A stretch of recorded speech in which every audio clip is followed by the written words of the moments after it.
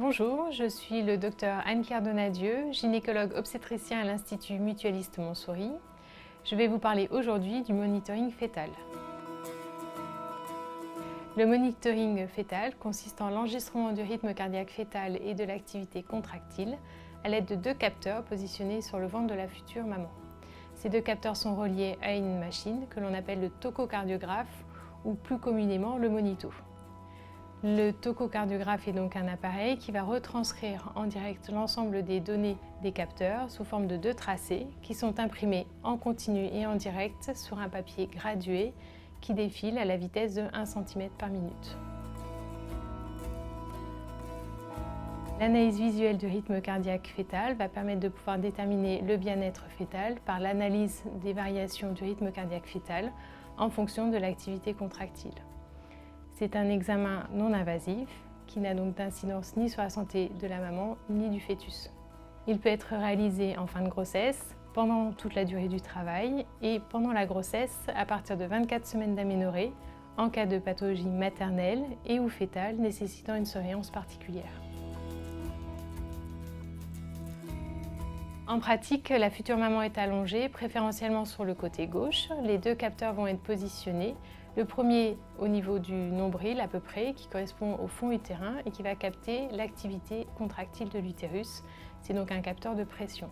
Le deuxième capteur est un capteur à ultrasons qui utilise l'effet Doppler pour calculer le nombre de battements cardiaques par minute et va être positionné en regard du cœur du fœtus pour permettre l'enregistrement de cette donnée. En cas de perte de signal, un signal sonore peut s'enclencher, pas de panique, le plus souvent c'est dû à un mouvement du fœtus ou un changement de position de la maman et il suffit juste de repositionner les capteurs. Le tracé du haut correspond à l'activité cardiaque fœtale. Nous allons pouvoir déterminer le rythme cardiaque fœtal de base qui est compris entre 110 et 160 battements par minute. Le tracé du bas correspond à l'activité contractile. Nous allons pouvoir voir s'il y a ou non des contractions utérines, leur intensité, leur durée, leur fréquence et la période de relâchement entre chaque contraction utérine. Pendant la grossesse, le monitoring fœtal peut mettre en évidence par exemple une activité contractile inhabituelle car en dehors du travail et avant terme. C'est ce qui permet de définir une menace d'accouchement prématuré et plus ou moins la nécessité de la mise en route d'un traitement médical avec plus ou moins hospitalisation.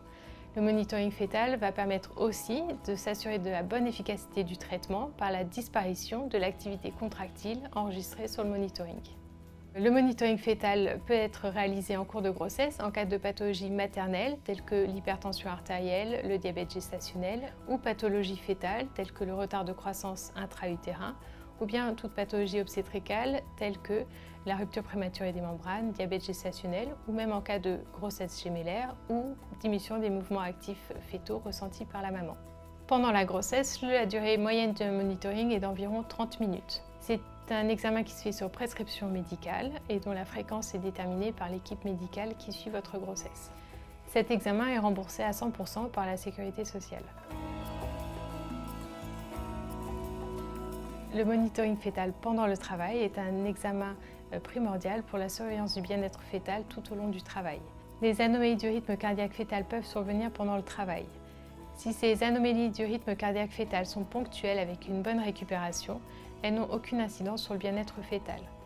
En revanche, si elles persistent et s'aggravent, l'équipe médicale peut décider d'accélérer le déroulement de l'accouchement, soit par la réalisation d'une ventouse ou d'un forceps, ou d'une césarienne en urgence.